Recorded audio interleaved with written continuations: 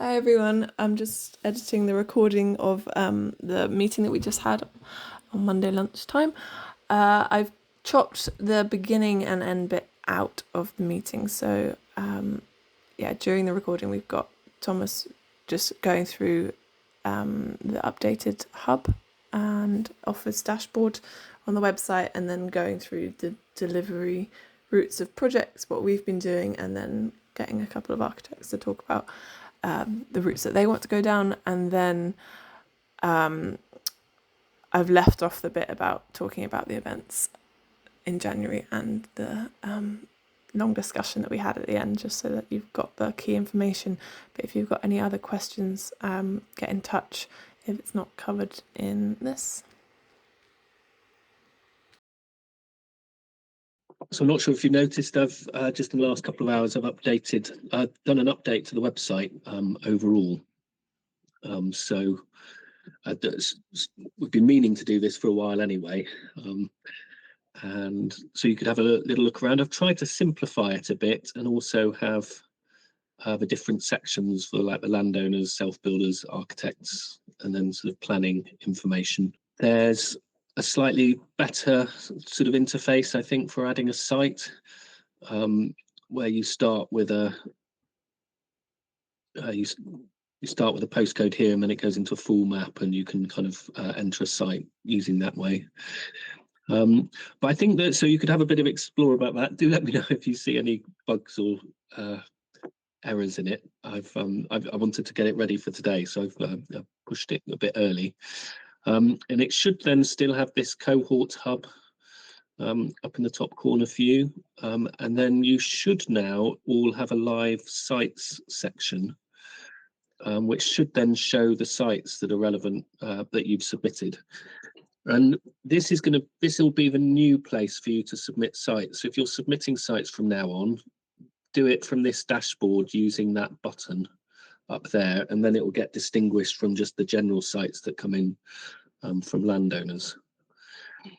And yeah, so you can see the sort of see the sites on a map, and then you can now what's gonna happen. So if we let me click into this one. So you then have a progress bar along the top.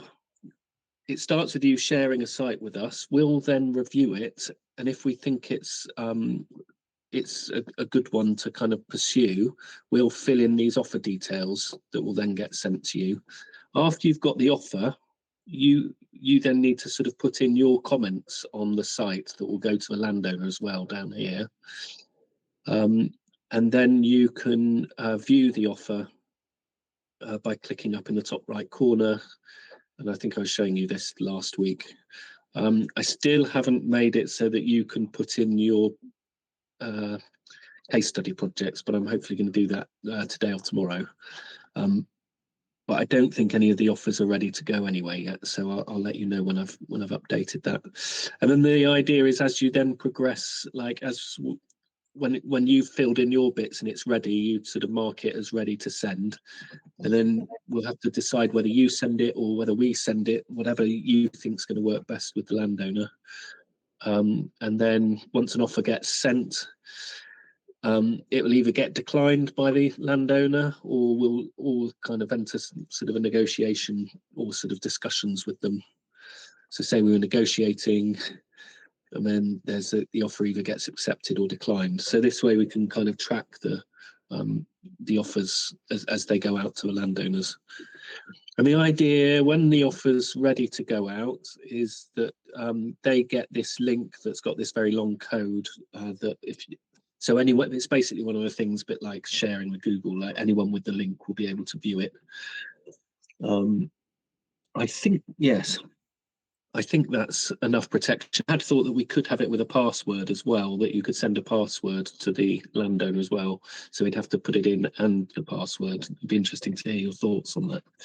But I think for the moment, I've just got it as a very long link address.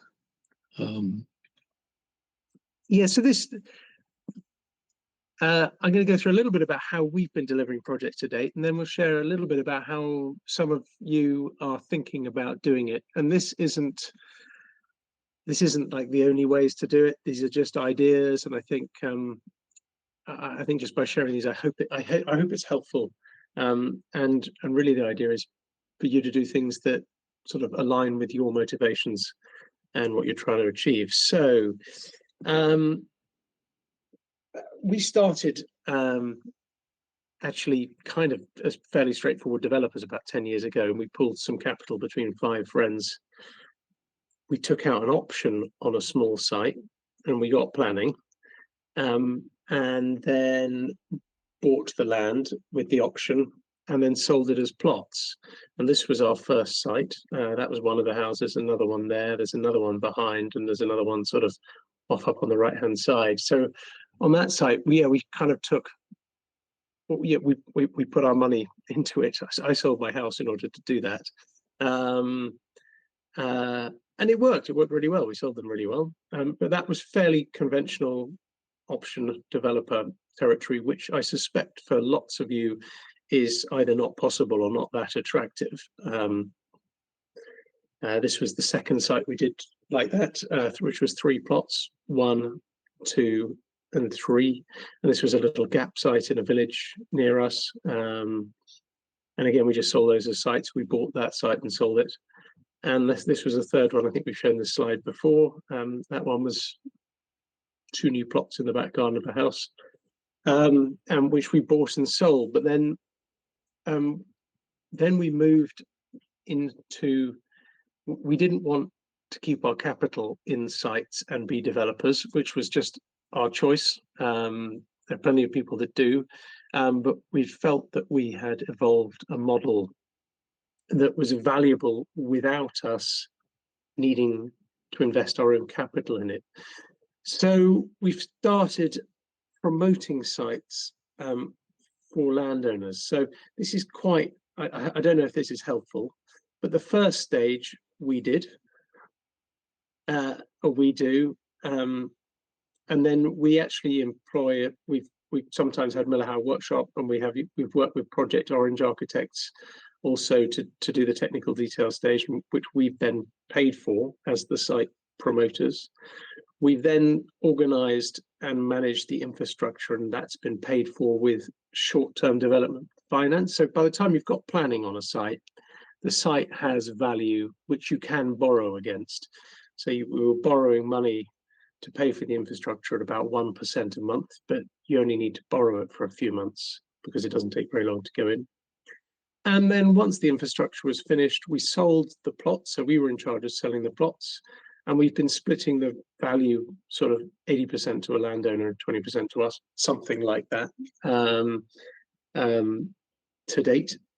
And then after that, self-builders have gone on and built their own plots. So we've been quite financially invested in the planning, all the planning stage and some of the management, holding our money in until the plots are sold down here, but for a decent share of the uplift. So that's one kind of way of doing it. And this was the first site we did that on. This is sort of halfway through building. So we put all this infrastructure in, so the roads, the pipes, the wires, up to sort of type 1, while the houses were built. And then I think once 80% or something like that of the houses were finished, we then, you can see here's another picture. So this is just hardcore and houses all being built by separate builders. And here then, once about 80% of them were done, we then put the top coat of gravel, the top coat of tarmac on, and handed the whole site over to the self-builders. And here it is about a year after that, and the grass is sort of growing, and all the houses are occupied, and someone's walking their dog, and that sort of thing.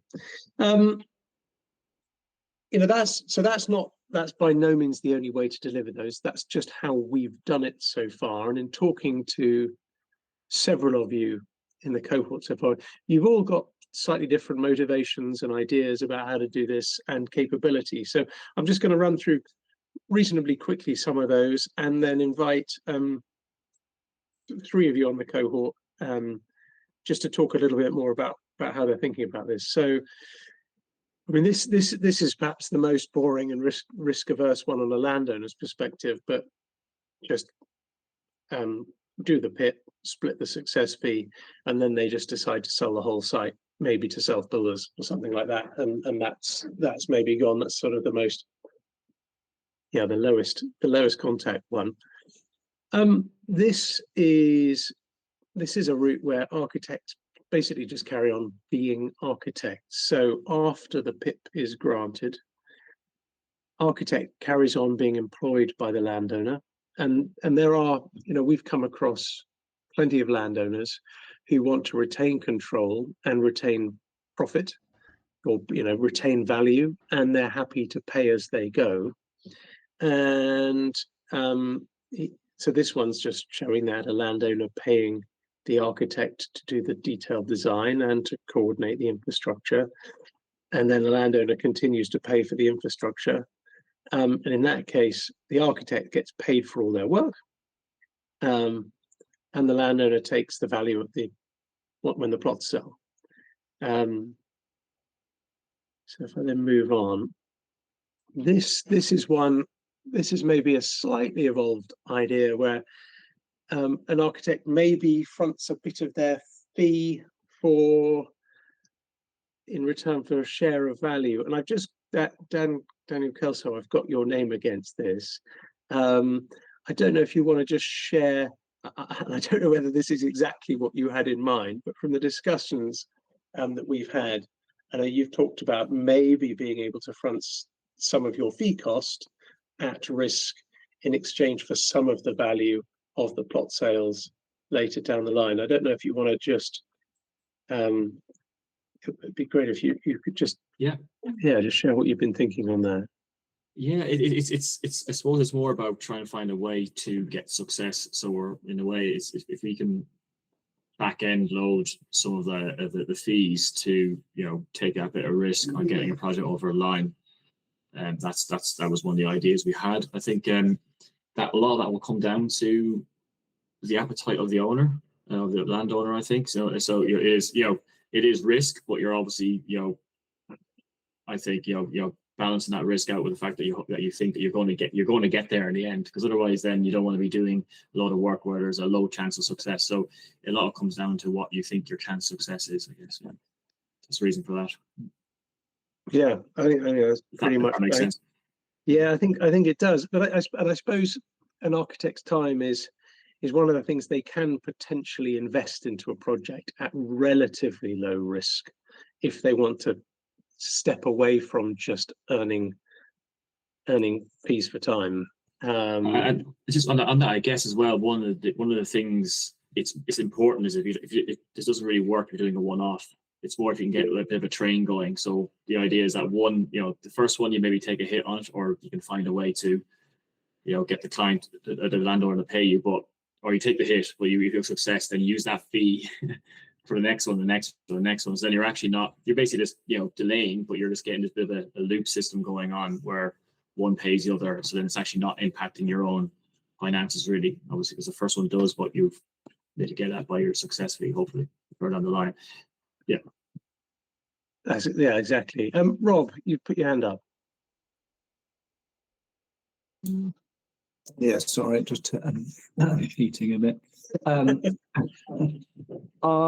mean, I guess that is project by project dependent, I'm sure. But did you get as far as to sort of crunching any numbers and working out, what the sacrifice is in the fees versus the likely payback? I mean, I guess that's totally.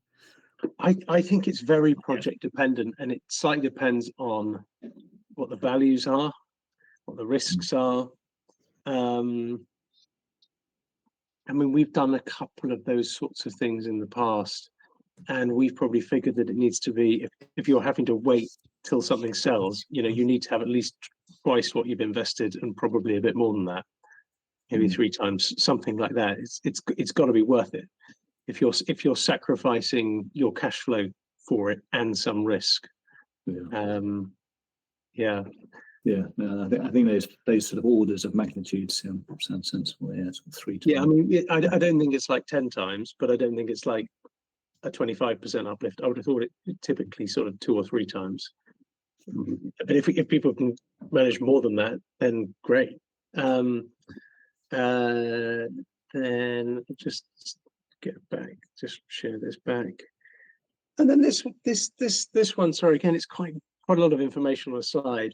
But the idea of an architect partnering with a developer, and I have talked to, or at least 2 or 3 of you about this, where you have a developer contact who is really interested in taking sites on that have a PIP and then employing you back for doing the work. And that could work on, I mean, here, this is a model that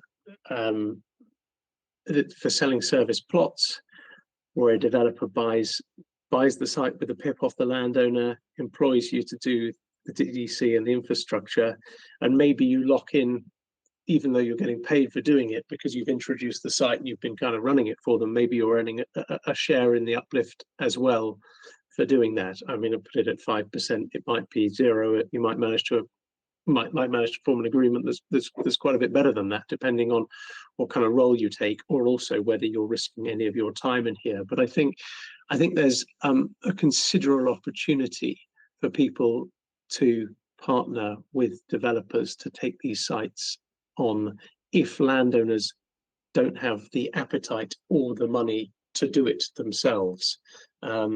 And certainly talking with Craig Morris and one of his developer contacts, they were pretty interested in this kind of route, because at the moment they're spending a lot of money, £15,000 to get an agreement in place with a landowner, and then probably £25,000 maybe to get an outline planning.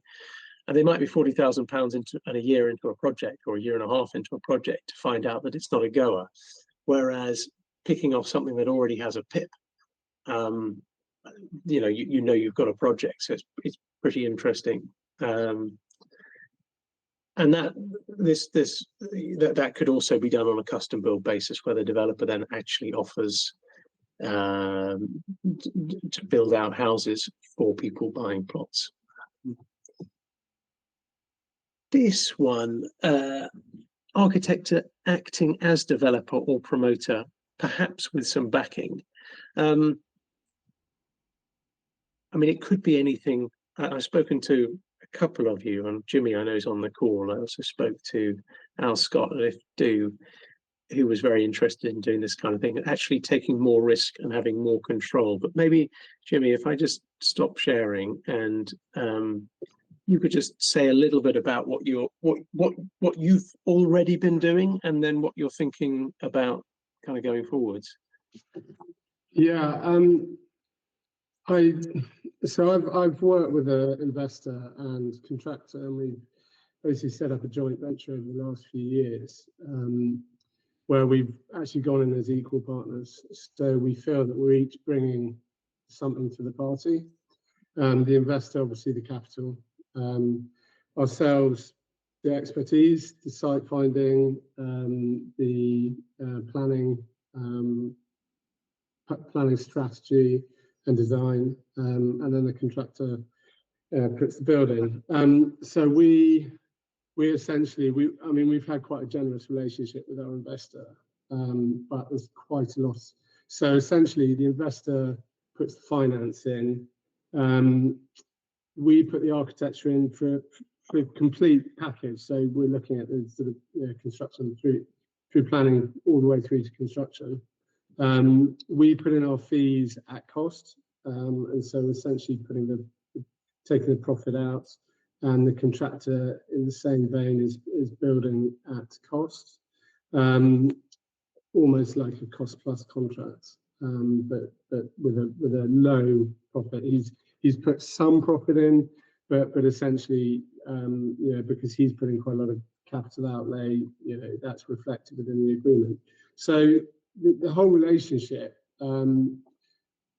then on sale we share the profit 3 ways. And you've been doing like that for what sort of projects, Jimmy? So the projects are one-off houses, so sort of high-end, sort of quite large country houses, and particularly recently in the current market, there's less there's high risk for us all, and the market is slowed right down in terms of sales.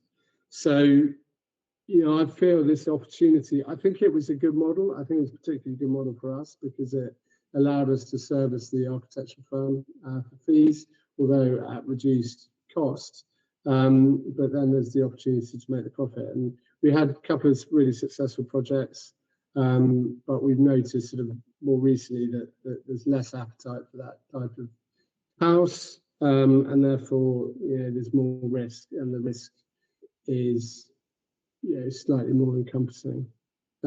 So I feel for me, LivedIn, there's potential to work a similar model.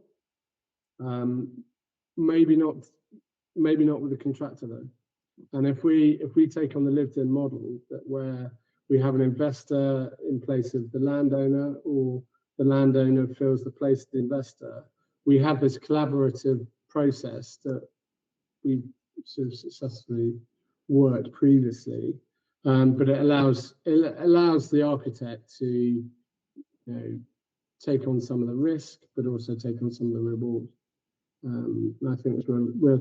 And I think the other thing about this is I'm as excited, if not more excited, about the fact of being able to do this on a smaller plot scale for make it more accessible for families, for and creating more communities, rather than sort of just aiming for the kind of higher end of the society. I think it's really exciting that we can create a model that works and allows sort of community making much more.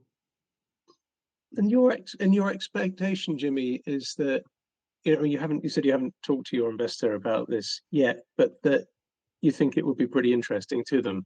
I think it would, because I think to go back to the point where once you get the train going, I think that's where it becomes really attractive for the investor, and potentially we take on much lower risk on a couple of the sites to begin with, and take on the LivedIn model as you do, just get the pit, maybe move, put the infrastructure in and then move on. But I think also once we've done a couple of those, I think it'd be nice to actually go a bit further in the process.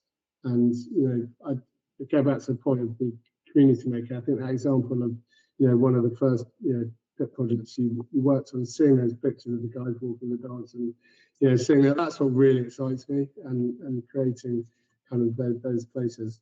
I think it's really exciting. Cool, thank you. Just the idea of architect working with a self-build group to take on a site and deliver it. The idea of getting a PIP and then maybe having a self-build group form and take the site on at that point to work with their architect. And I know this is something that's close to your heart. I wonder if you could just say a little bit about what you're thinking with this. Yeah, sure. I mean, following on from Jimmy there, I mean, I think, one of our interests is in sort of how architecture and house building can address sort of the social issues of our time around, kind of loneliness and social isolation, and support structures for families and older people. I think, these are the salient issues of our generation, and every generation, I suppose.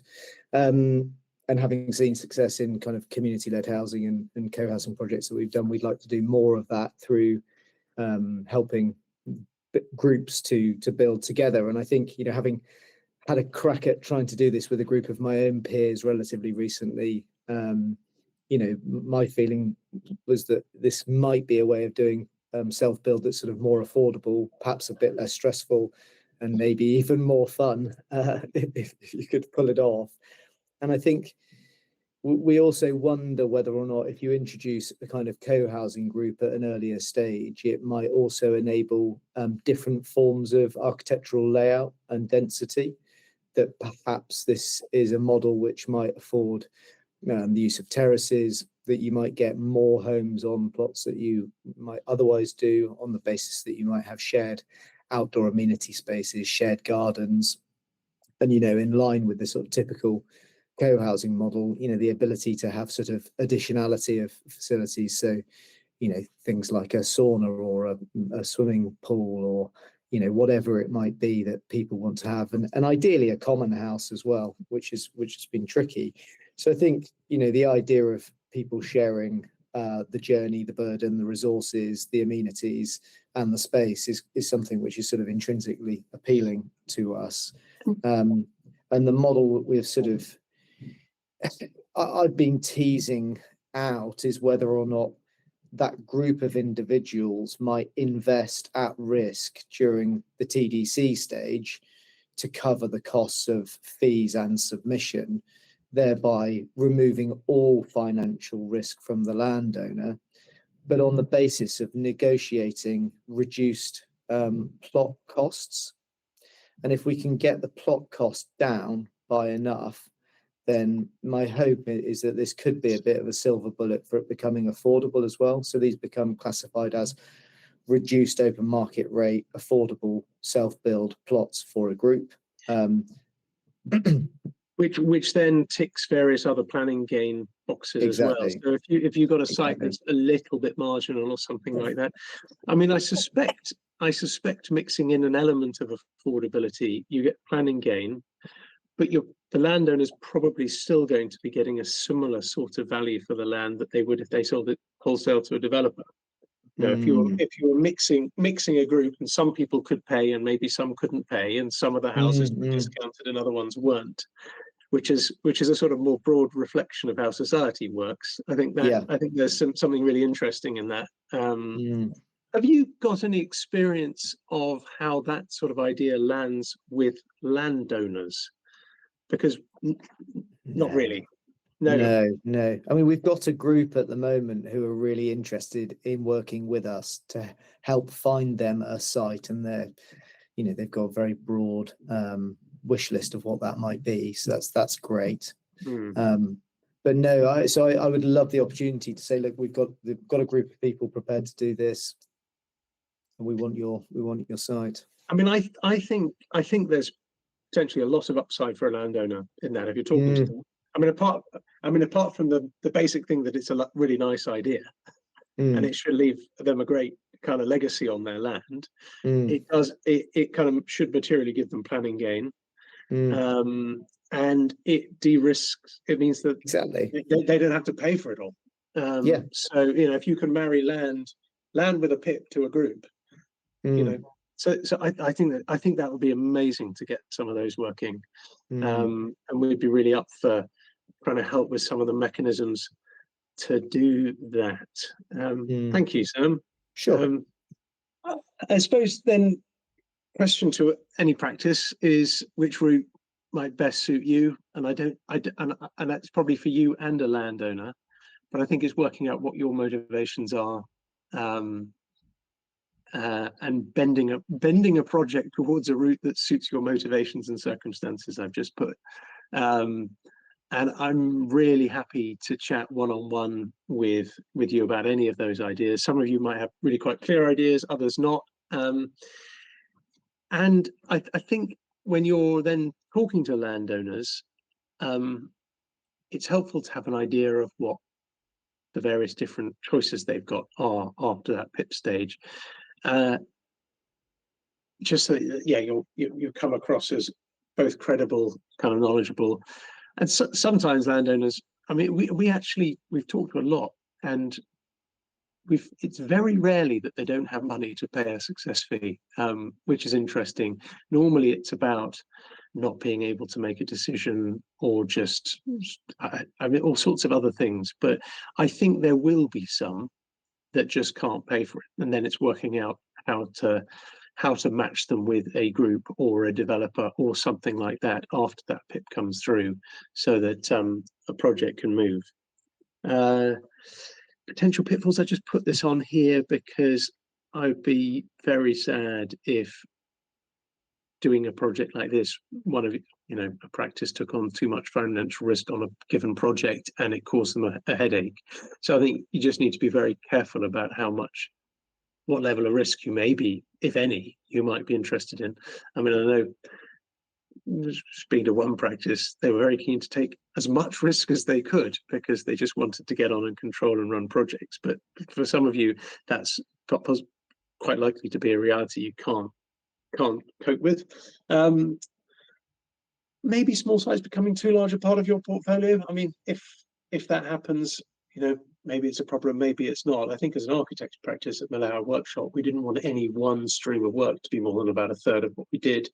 But I suppose just in case it dried up for some reason, but it's probably just a consideration. And then I think it's spending a lot of time developing all sorts of hypothetical business models around this, I think could just be, well, I'd just try not to do it. Try to find a site, work out how to do it at a level of risk or not that you're comfortable with, and then just try it and get on with it. That's what I suggest.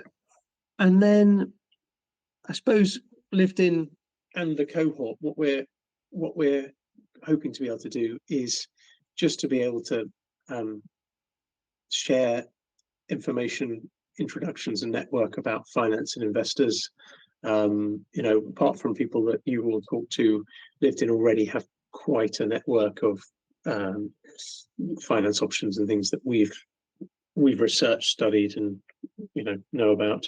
And we also have quite a few. We've developed contracts. I know I've shared with maybe 3 or 4 of you the heads of terms we've got for our promotion contract, just so you can kind of get your heads around the mechanisms involved. But developing contracts takes a long time and costs quite a lot of money, and we're really up for trying to take that friction out so that you can get on with projects really easily. Similarly, for delivering projects, we hope to be able to share knowledge and tools as we go, and helping present yourselves and your sites with increased credibility. I think that's about being part of a group of architects doing this. This isn't, and that others have been doing it and we've been doing it. So this isn't you just doing it for the first time. You're doing it as part of a bigger thing that has a bigger resource. And we are kind of, it's on the to-do list is to create a plot sales portal and kind of marketing tool for these things coming off the other end. So I mean, there's all sorts of things we're building and creating. You can see Thomas building them weekly as we go. So talk to us about what you need.